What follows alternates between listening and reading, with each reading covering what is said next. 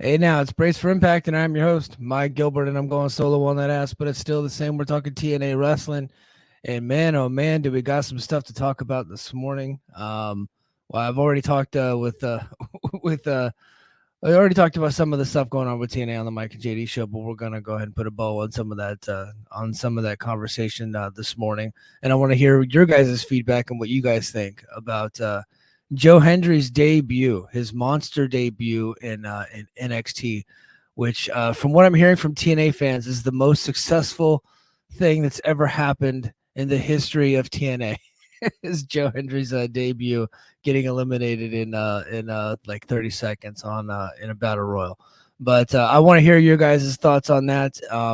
So yeah, man. So JD and I went off on that whole thing on Thursday night because I don't understand why anybody would think that that was a good thing.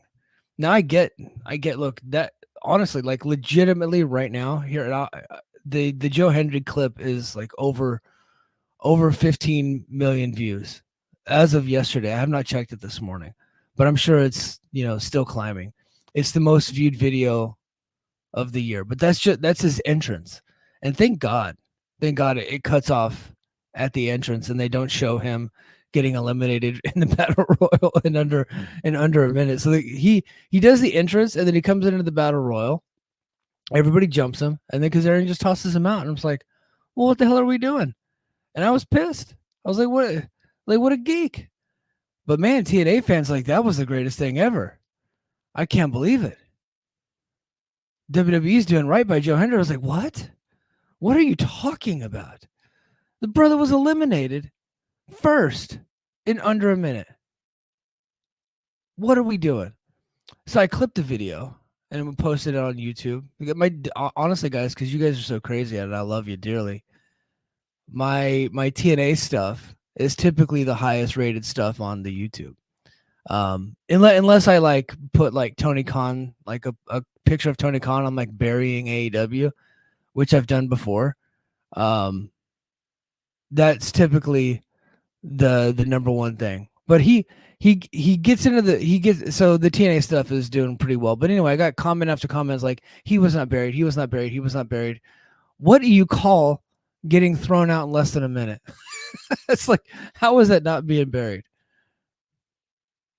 And I guess, yeah, he got jumped, but like, he should not have been eliminated in less than a minute. Can anybody sit there and tell me that wouldn't it have been better if he made it to the Final Four? You can't say it wouldn't have been better. It would have been much better if he made it to the Final Four. And my idea was to have Joe Hendry eliminate Kazarian, and then Kazarian sneaks back in and eliminates him later after he survives for a while. It makes no sense. None of you guys can defend it properly. It's indefensible. There is no defense for it.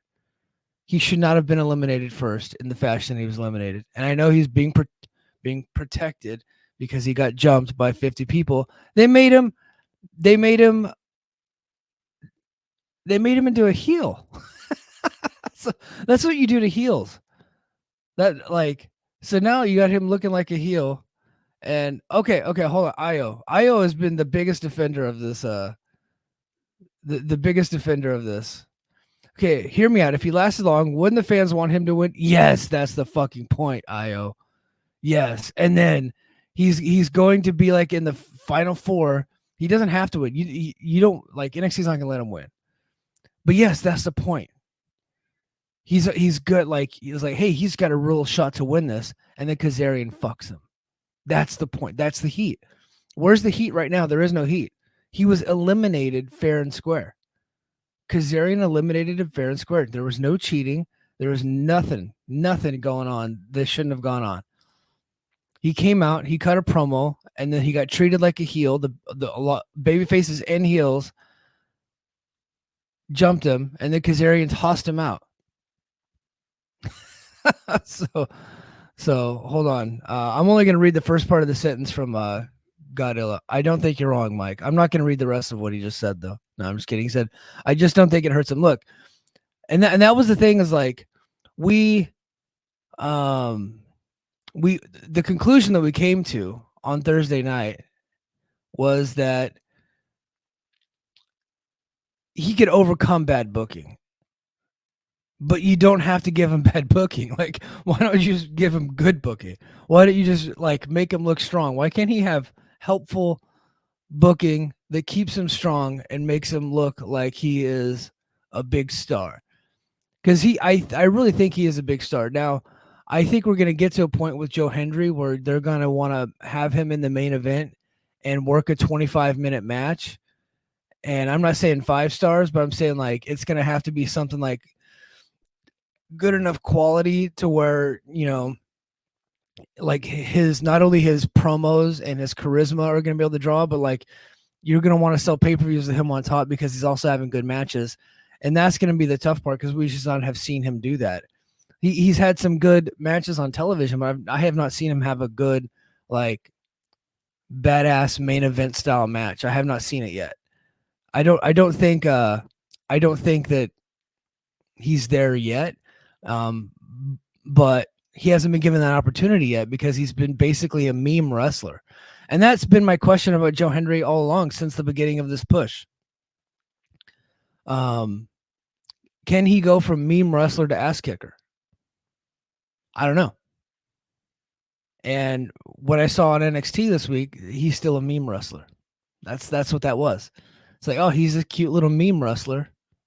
We'll get him, let him do a shtick, do his entrance, do his promo, and then we'll just get him out of the match, and then we'll let the real wrestlers continue to go. Because in our eyes, Kazarian, he is like a legitimate, really great wrestler, and he is. So we'll keep him in the match. I don't know. It made me sick to my stomach seeing that. But you know what? And maybe I'm wrong about Hendry. And maybe they're right. Maybe they're like, we got to protect this guy because he's not that good. I don't know. I have seen him have some good matches. I've not seen him have a main event match, but I've seen him have some good undercard match type stuff. But yeah, I don't know, man. Let's see. IO says, looking forward to revisiting this battle royal talk a month from now. Yeah, look.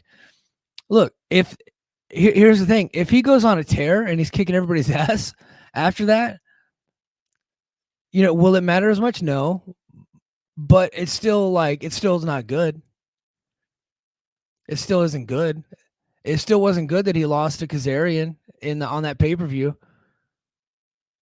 It isn't. He should stay strong, especially if he's going to go to Bound for Glory for the World Heavyweight Championship. Got it. Says one of two things happen: Kaz and Hendry tear it up at Slammiversary, or Hendry gets the Swan treatment, eliminates most. Kaz screws him after he gets eliminated. So here, I have not. I know a little bit of the spoilers, but as far as I know, I don't think that Joe Hendry is in that 6-way match at Slammiversary. So, I could very well see like Hendry and Kaz doing a 1-on-1 at Slammiversary. And then the winner gets the title shot at Bound for Glory. So what I think they should do is, I think if they go to the UK, which they have not announced yet, and I thought they were going to announce Bound for Glory location this week, but they have not done it yet. So I don't know what's going on with that. Maybe the deal's not locked in. But I think what they should do is have some type of number one contenders match at Slammiversary. And you start the road to Bound for Glory at Slammiversary. I think that's what you do, because we need and JD is a storyteller. What we need is him to establish his goal, right? Because right now we don't know what Hendry's goal is, because the only thing he's been doing since he's been in TNA is fucking with people, which I happen to respect. I did a lot of that yesterday on Twitter. But we have to establish a goal. What's the goal? Right? So that's why we need Slammiversary, get him in a number one contenders match. And now his goal is, I want to headline Bound for Glory in the UK. And then you throw obstacles in his path along the goal, but you build the story from Slammiversary. So from July to October, that's the goal. That's what they should do. And that they'll sell tickets that way, make it very clear that he's the top star. And you head into Bound for Glory with Moose versus Joe Hendry. What I think they're going to do is they'll probably wait till September to establish the fact that he's a number one contender match. Hold on, Lucha Doncic has a pretty good point. Having a number one contender match and a 6-way elimination match on the same card sounds odd to me. Yeah, that is pretty odd. Yeah, so which is why I think they will. Well, the way they do it is like the way that we'll do the way that they typically do things is like they'll just beat the guy until until the month before, and then he'll win like a random multi-person match to get a title shot. Take a look at history. That's how they typically do it. It's like, oh, we can beat him now because he's going to win the number one contender later, and we're going to give him the title later. So let's just beat him right now, because then nobody will remember the fact that we've been beating him for a while. But you know who is going to remember? Fucking me. I'll remember, because I don't like that. I like sports-based presentation. I like the fact. I like people having win streaks heading into title matches, not losing streaks and then, going bass backwards into a fucking title match. I think that's ridiculous. But who am I? I don't know. What do I know? But yeah, Billy makes a great point. He said, why do you have a babyface in front of an NXT crowd saying he's taking the title back to TNA? But you know what, though? Like, TNA is more over to the NXT crowd than they are to the TNA crowd. Those TNA fans, or those NXT fans, were much more excited to see TNA stars than your typical TNA crowd. Those TNA chants were loud as hell in there, man. That was, I think that got over. He got over as a babyface big time, and he made TNA get over as a babyface big time. And in fact, when he was eliminated, the crowd went bullshit, bullshit, bullshit. And I don't think that was the intention of that segment. I think the intention of the segment was just get rid of the guy. It's like, okay, look, we gave him a shine with his entrance, and now we'll just fucking throw him out. But I don't know. Let's see. Io says, I see the 6-way trims down to contendership as we get to Bound for Glory. Yeah, so I don't think that you should have one of the, unless somebody completely gets screwed in that 6-way match. And like, so say Hendry gets completely screwed in it. That would be the only way you can get Hendry a title shot at Bound for Glory. But I think logic would dictate, and who am I? TNA doesn't book for logic, so what am I even saying? But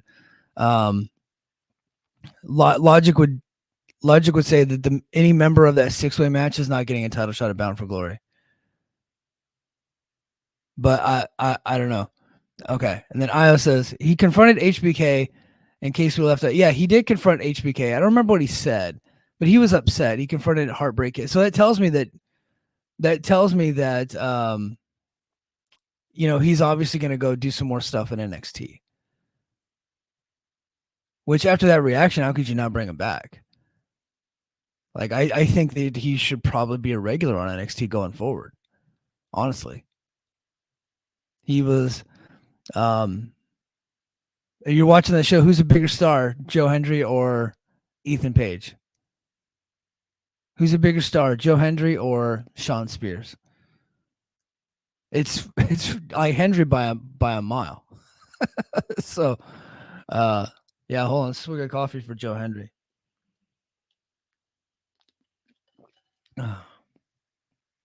But Io, the fact that Joe Hendry confronted HBK after the match does not absolve the fact that he was eliminated like a geek in less than a minute.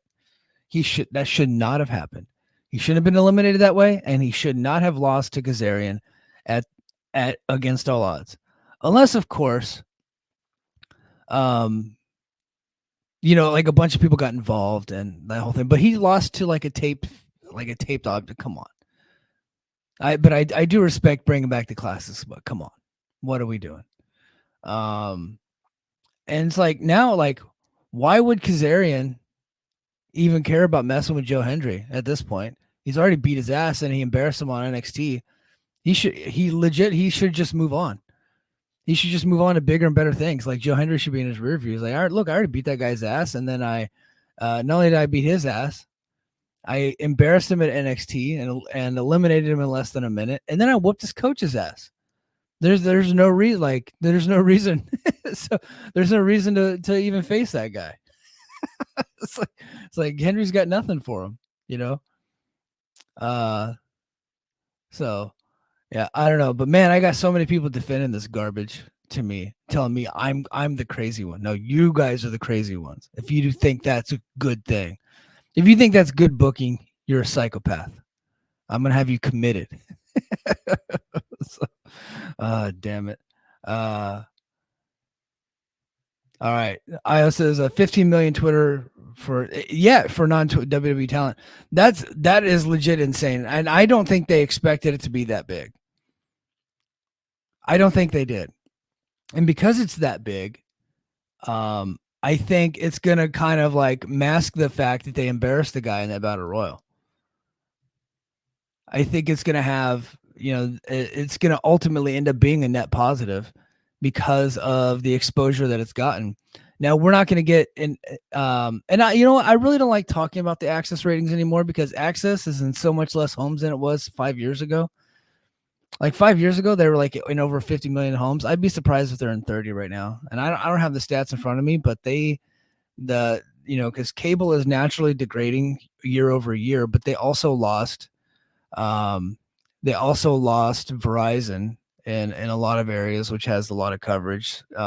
And I think there was on like a couple of streaming services that they were on that they're no longer on. So I don't think that this is going to really attract a lot of people over to Access because most people don't have it, or they're not going to be like, hey, look, Joe Hendry is cool, so I'm going to upgrade my cable package to get Access TV. I don't think they do it. And I don't think a lot of them are like, hey, what the hell is Access TV? Where do I find it on my cable thing? Oh, it's channel 1034 or whatever the hell. Down there by VH17, like I don't think that I don't think it's going to attract a lot of viewers over to Access. Hopefully what it does is it will, stimulate the already existing TNA audience to kind of make TNA a priority, like the people that already watch Access TV and all that stuff. I don't really think that you're going to get a lot of viewers to come over from WWE to that. Hopefully they would come over and check out the app. So here, I'm going to put a bow on this thing because I don't really want to like focus on the Hendry stuff because I've just been so right about this all week, and none of you have been able to prove me wrong. but I'll give Lucha the last word on this. He says, Mike, I don't think you're wrong. I just think you're overreacting. Booking stars is very important to me, clearly. And I have had these conversations several times on this show. And this goes back for years. You guys remember when Sami Callihan got the shot at Omega, and he hadn't won a match on pay-per-view in like over a year at that point. Like every big match he had been in, he had lost. He had lost at the previous Rebellion show. And he just won like a random number one contender match on TV or something like that. I can't remember what it was. And he got the shot at Omega Slammiversary. And it's like, he's a geek. Why are we doing that? Like, and then everybody's like, Mike, the match ended up being good. Of course the match, like they're good wrestlers. But I'm talking about getting your guys on a win streak, like somebody deserving a title shot. They just beat guys, and then give them a number one contender match, and then they win, and then they promote them up. It's like, no, why don't you just build them throughout the year? They started to do that with Hendry, right? Now he lost at Rebellion, but he wasn't on fire at Rebellion, right? So, but he did lose to Rich Swann at Rebellion, and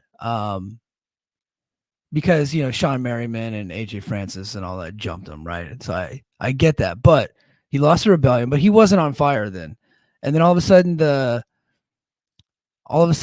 song takes off, and they start to build him, like, and they're making him look like he is a main event guy, and they're really starting to build the company around. Like they were legitimately getting behind him, and then Against All Odds happens, and he loses, and you're like, what the fuck?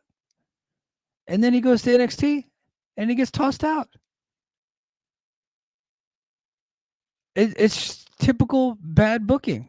It makes no sense. It's like, why can anybody ever kind of like break through to that next level to where they can start being a money drawing person, which TNA has not had like on their roster. The only people that have been able to come in and actually draw significant money have been outsiders.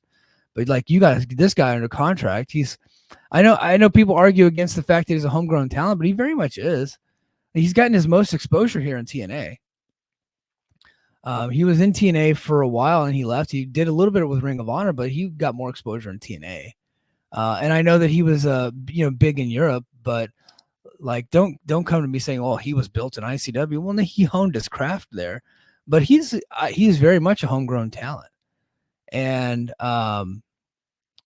you got the guy and you're cutting his legs off. Okay, one last thing. Hold on. I got to address this. Godilla says the Against All Odd thing is bad. NXT thing built sympathy. And for the feud, there is no more feud. It's like why would Kaz even wrestle the guy? It's like he tossed him out fair and square. Like I don't see the sympathy there. If you got screwed, then there would be sympathy, but he didn't even get screwed. He just got tossed out like a geek. I don't know. But and maybe Hendry will, hopefully Hendry ends up getting his comeuppance, or Kaz gets his comeuppance and Hendry gets his vengeance on him. But at this point, it's like if you're Kazarian's like, I'm not wrestling that fucking geek. It's like I'm better than him, and he'd be right. But I don't know, man. The Hendry thing is perplexing to me, to say the least.